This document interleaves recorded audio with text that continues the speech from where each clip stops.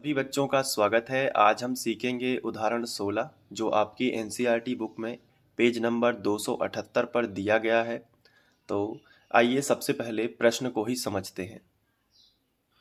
देखो, इसमें मोनिका नाम की एक लड़की है जिसके पास कैनवास का एक टुकड़ा है। कैनवास मतलब एक कपड़े का एक विशेष प्रकार का कपड़ा होता है जिससे तंबू बनते हैं। तंबू जैसे आर्मी मिलिट्री वाले जो होते हैं वो तंबू बना के रहने लगते हैं। या कभी हम लोग कैंपिंग पे जाते हैं या पिकनिक मनाने जाते हैं तो वहाँ पे तंबू बना लेते हैं। तो ये जो जो तंबू का जो कपड़ा होता है उसे हम कैनवास कहेंगे। ठीक है, तो ये आपको यहाँ पे समझना है। तो मोनिका के पास भी ये कपड़ा है, तंबू बनाने वाला मोनिका के पास कपड़ा है, तो मोनिका तंबू बना सकती है। लेकिन कितना बड़ा कपड़ा है, तो यहाँ पे बताया गया है कि उसका जो क्षेत्रफल है 551 मीटर स्क्वायर है। तो हम इसको थोड़ा यहाँ पे समझेंगे। मान लेते हैं कि ये एक कपड़े का टुकड़ा है और ये इससे तंबू बनाया जा सकता है। इसको मोड़ के ऐसा इससे तंबू बनाया जा सकता है और जंगल में तंबू बना के इसी कपड़े से इसके अंदर रह सकते हैं। ठीक है, तो एक अस्थायी घर होता है तंबू, जिसमें हम थोड़े समय के लिए रह सकते हैं। इसमें बरसाती का भी इस्तेमाल कर सकते हैं ताकि पानी अंदर ना जाए। तो मोनिका के पास इसी प्रकार का एक कैनवास का टुकड़ा है। इसे हम मान लेते हैं कि ये एक कैनवास का टुकड़ा है जिसका जो क्षेत्रफल है वो कितना है 551। तो इसके ऊपर लिख लेते हैं कि जिसका जो क्षेत्रफल है वो है 551 मीटर स्क्वायर। तो ये जो पूरा आपको ये कपड़ा दिख रहा है ये कैनवास का है। किसका है? ये कैनवास का। यहाँ पे हम अच्छे से समझेंगे। देखो, ये कैनवास का टुकड़ा है, एक प्रकार का कपड़ा होता है तंबू बनाने का, और इसका क्षेत्रफल 551 मीटर स्क्वायर है। अब ये बताओ ये किसके पास है? तो आंसर है ये मोनिका के पास है। ठीक है, ये इतना टुकड़ा है। तो यहाँ तक क्वेश्चन हमें समझ में आ जाता है। अब लिखा है वह इससे 7 मीटर आधार त्रिज्या वाला एक शंकु का आपतन का तंबू बनवाती है। मतलब अब मोनिका को इतना बड़ा तंबू बनाना है जिसकी जो त्रिज्या है वो 7 मीटर हो। आधार त्रिज्या कितनी हो? 7 मीटर। मोनिका को इस कपड़े से तंबू बनाना है। ये देखो, इस तरीके से तंबू बनाना है। इसको मोड़ के कटाई छटाई करके एक तंबू बनाना है। और ऐसा तंबू बनाना है, कुछ इस तरीके का तंबू बनाना है जिसकी जो आधार त्रिज्या हो, देखो ये आधार है और ये आधार त्रिज्या, इसके सेंटर से परिधि तक की दूरी ये 7 मीटर हो कम से कम, जिसमें वो उसके दोस्त वगैरह सब उसके अंदर आ सकें, आराम से रह सकें। तो मोनिका को कितना बड़ा तंबू चाहिए? जिसकी त्रिज्या कितनी हो? 7 मीटर हो। तो मोनिका को ऐसा तंबू बनाना है एक जिसकी त्रिज्या 7 मीटर हो।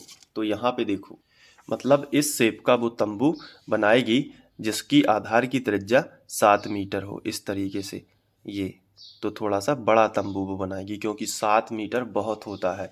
अगर उसकी त्रिज्या 7 मीटर होगी तो व्यास तो हो जाएगा 14 मीटर, क्योंकि इस तरफ भी 7 होगी। तो मोनिका इस तरीके का एक तंबू बनाना चाहती है 551 मीटर स्क्वायर कैनवास से। इतना क्वेश्चन हमें समझ में आ गया।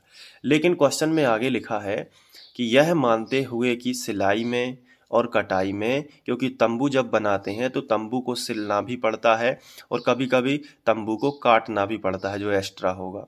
ठीक है, मैं लगभग 1 मीटर स्क्वायर कैनवास नष्ट हुआ। मतलब जो उसके पास कैनवास था ना, कैनवास का क्षेत्रफल, मतलब ये जो टुकड़ा था ना, अब उसने क्या किया कि जैसे ही तंबू उससे बनाया तो जैसे मान लो सिलाई हो गई, तो सिलाई में ऐसा हो सकता है कि मान लो ये वाला एरिया चला गया, यहाँ पे उसने सिल दिया, तो ये वाला एरिया अंदर चला गया या कोई काम का नहीं रहा, तो ये तंबू के पृष्ठ में नहीं आया, ये तो अंदर चला गया।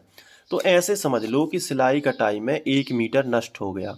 तो अब टोटल क्षेत्रफल कितना बचा होगा? 551 में से 1 चला जाएगा तो 550 होगा। तो हमें क्या करना है कि इससे बनाए जाने वाले शंकु का आयतन ज्ञात करना है।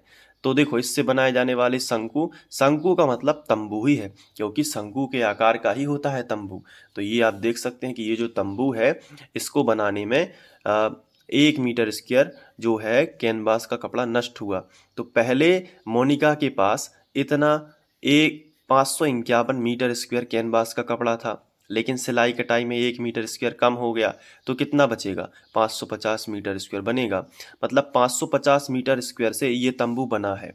तो मतलब ये तंबू का जो वक्र पृष्ठ है, ये जो वक्र पृष्ठ है ना, ये इसमें कपड़ा लगा होगा, क्योंकि ध्यान दो कि यहाँ पे जो आधार है। इसमें तंबू का जो कैनवास का कपड़ा है यहाँ आधार में नहीं लगाया जाता कभी भी। तंबू बनाते समय तंबू का कपड़ा कहाँ लगता है, केवल इसके वक्र पृष्ठ पर लगता है, यहाँ पे लगता है। इस आधार में नहीं होता, इस धरती में नहीं होता, यहाँ पे ये इस तरीके से रहता है, इसमें नहीं होता। तो अब ये समझो कि जो ये 550 मीटर स्क्वायर बचा है ये किसके बराबर होगा, ये तंबू के वक्र पृष्ठ के बराबर होगा, क्योंकि कपड़ा केवल इन एरिया पे लगा है ये। ठीक है, ये देखो ये इतने एरिया पर। तो हम कह सकते हैं कि जो तंबू किस आकार का होता है, शंकु के आकार का, तो शंकु का वक्र पृष्ठ क्या होता है, पाई आर एल। तो हम कह सकते हैं कि जो 550 मीटर स्क्वायर कैनवास का कपड़ा है वो शंकु के पूरे वक्र पृष्ठ में लग गया, यानी पाई आर एल में लग गया। ठीक है, इसको ऐसे समझेंगे। अब यहां से यदि हम ध्यान दें तो 7 मीटर आधार त्रिज्या तो हमें दी गई है, तो त्रिज्या का मान कितना रख देंगे, 7, तो हमें मिल जाएगा एल का मान। अब हम एल का मान क्यों निकाल रहे हैं, आप ये भी तो क्वेश्चन कर सकते हैं कि हम एल का मान क्यों निकाल रहे हैं। तो आखिरी में देखो क्या पूछा है, शंकु का आयतन, यानी इस वाले तंबू का जो शंकु के आकार का है इसका आयतन। और शंकु का आयतन होता क्या है, तो बेलन का आयतन का 1/3 गुणा करोगे तो पाई आर वर्ग एच, ये होता है बेलन का आयतन। तो शंकु का आयतन क्या होता है, उसमें 1/3 का गुणा कर दोगे। तो हमें अगर इस तंबू का आयतन निकालना है तो हमें ये वाला सूत्र लगाना पड़ेगा, 1/3 पाई आर वर्ग एच। लेकिन इसमें हमारे पास आर तो है 7 मीटर दिया गया है क्वेश्चन में, लेकिन एच नहीं है। तो एल का मान यदि हम यहां से निकाल लेंगे तो एल का मान, एल का सूत्र लगा देंगे, एल वर्ग बराबर आर वर्ग प्लस एच स्क्वायर। तो एल का मान भी निकल आएगा यहां से, और आर का मान क्वेश्चन में दिया गया है तो एच का मान निकाल लेंगे। इस तरीके से हल होगा। आइए इसको थोड़ा डिटेल में जल्दी से करते हैं। ठीक है, तो बस आपने अगर यहां तक देख लिया है तो आपके पास बड़ा पेशेंस होगा, अब इसको हम अच्छे से कर लेंगे। सबसे पहले तो हमें दिया गया है, देखो कैनवास का कुल क्षेत्रफल, तो वो दिया गया है 551। तो यहां से लिखेंगे कैनवास का कुल क्षेत्रफल, तो ये कितना होगा, तो आंसर है कुल क्षेत्रफल हमें दिया गया था 551 मीटर स्क्वायर, ये कैनवास का है। लेकिन सिलाई कटाई में नष्ट होने के बाद क्या बचा, तो सिलाई कटाई में 1 मीटर स्क्वायर नष्ट हो जाता है, तो बचा हुआ क्षेत्रफल, तो सिलाई कटाई के बाद बचा कैनवास का क्षेत्रफल कितना बचा, तो 1 मीटर, पहले तो टोटल कितना था 551, उसमें से घटा दिया 1 मीटर स्क्वायर, तो अब बचेगा कि टोटल कितना, तो 551 में से 1 चला जाएगा तो 550 मीटर स्क्वायर। तो इतने कैनवास से तंबू का वक्र पृष्ठ बनाया जाएगा। ठीक है, तो असल में हम कह सकते हैं कि ये जो है तंबू का वक्र पृष्ठ है, तो लिखेंगे इसलिए तंबू का वक्र पृष्ठ बराबर 550 मीटर स्क्वायर। ये देखो आप, तंबू का वक्र पृष्ठ बराबर 550 मीटर स्क्वायर। लेकिन तंबू शंकु के आकार का है, इसलिए शंकु का वक्र पृष्ठ क्या होता है, पाई आर एल। तो पाई आर एल बराबर क्या हो जाएगा, 550 मीटर स्क्वायर। ठीक है, अब यहाँ से पाई का मान कितना है, यहाँ आर का मान भी दिया गया है, कैनवास का क्षेत्रफल, और यहाँ पे एक चीज और लिख लेंगे, फिर उसके बाद ये लगाएंगे कैनवास का कुल क्षेत्रफल और तंबू की आधार त्रिज्या यहाँ पे जोड़ लेंगे। ठीक है, आर का मान 7 मीटर जो कि दिया गया है। ठीक है, तो अब देखो यहाँ पे पाई का मान कितना होता है, 22/7, आर का मान कितना होगा 7, और एल का मान निकालना है, बराबर, मतलब एल का मान दिया नहीं गया है, बराबर 550। अब देखो 7 से 7 कैंसिल हो जाएंगे, तो एल बराबर कितना आएगा 550, यहाँ ये ज्यों का त्यों, और ये जो 22 है ये एल के साथ में गुणा में है, तो गुणा वाली संख्या नीचे कहाँ आ गई, बटे में, तो 22। अब देखो 11 से दोनों कैंसिल हो रहे हैं, 11 दूनी 22 और 11 पौने 55, और ये 0 ज्यों का त्यों, तो कितना आया 50/2। अब 50/2 यानी 50 का आधा कितना होगा 25, तो यहाँ पे 25 और सभी चीज़ें मीटर में।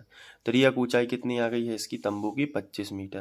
तो अब यहाँ से हम एच का मान निकाल लेंगे, तो हम लिखेंगे चूंकि एल स्क्वायर बराबर, सूत्र होता है ना, एल स्क्वायर बराबर आर वर्ग प्लस एच वर्ग, ये सूत्र होता है, ये आपको याद ही करना पड़ेगा, और मैंने बताया है इंट्रो वीडियो में कैसे आता है। चलिए एल का मान कितना है 25, तो हो जाएगा 25 का वर्ग, आर का मान कितना दिया गया है, त्रिज्या दी गई है 7, तो यहाँ पे होगा 7 का वर्ग प्लस एच वर्ग हमें ज्ञात करना है। 25 का वर्ग होता है 625, 7 का वर्ग होता है 49, ठीक है, प्लस h का वर्ग। 49 का पक्षांतर इस तरफ कर देंगे तो 625 माइनस 49 बराबर में कितना आएगा, h वर्ग। 625 में से 49 घटाएंगे तो 15 में से 9 जाएंगे, बचे 6, 11 में से 4 जाएंगे तो यहाँ पे बचेंगे 7, 4 7 बचेगा, और यहाँ 6 में से 1 जाएगा 5, 576 होगा, आप घटा लीजिएगा तो ये 576 आएगा।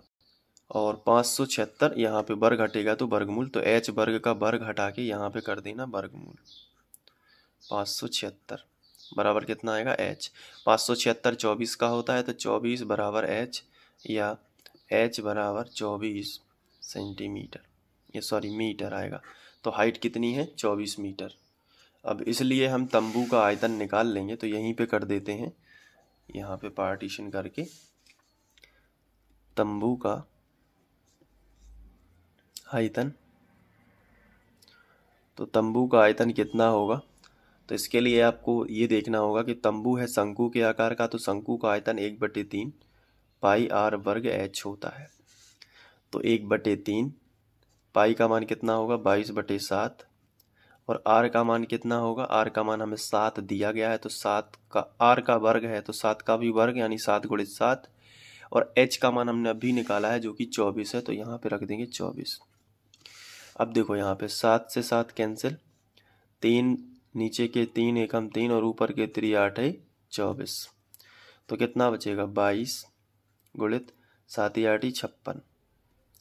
अब 22 गुणित 56 करेंगे तो इसका जो आंसर आएगा वो हम यहाँ पे रफ में कर लेते हैं।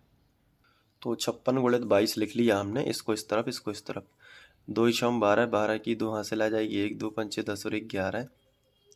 2 छम 12, 12 की 2 हासिल आ जाएगी 1, 2 पंचे 10 और 1 11, मतलब 1 सा आंसर आएगा। प्लस कर लो, 2 2 और 1 3, 1 और 1 2, 1 ज्यों कर दो 12 32, तो यहाँ पे जाकर लिख दो 12 32 मीटर स्क्वायर, सॉरी मीटर घन आएगा क्योंकि आयतन है, तो क्या लिखोगे, मीटर घन। तो इस तरीके से आप इस क्वेश्चन को हल कर लोगे। अब मैं आपको स्क्रीनशॉट दिखा देता हूँ, या फिर आप वीडियो को पॉज करके पूरा नोट कर लीजिए कि किस तरीके से हुआ है।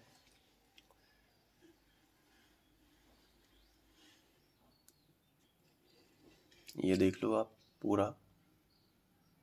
और वीडियोस देखना चाहते हो तो प्लेलिस्ट चेक कर लेना, डिस्क्रिप्शन में 9th की प्लेलिस्ट है, और या फिर आपको एंड स्क्रीन में यहाँ पे दिख रही होगी, तो उस पर भी क्लिक करके आप जा सकते हैं। चलिए मिलते हैं अब हम लोग नई प्रश्नावली के साथ, प्रश्नावली 13.7 को स्टार्ट करेंगे। तब तक के लिए बाय, थैंक यू।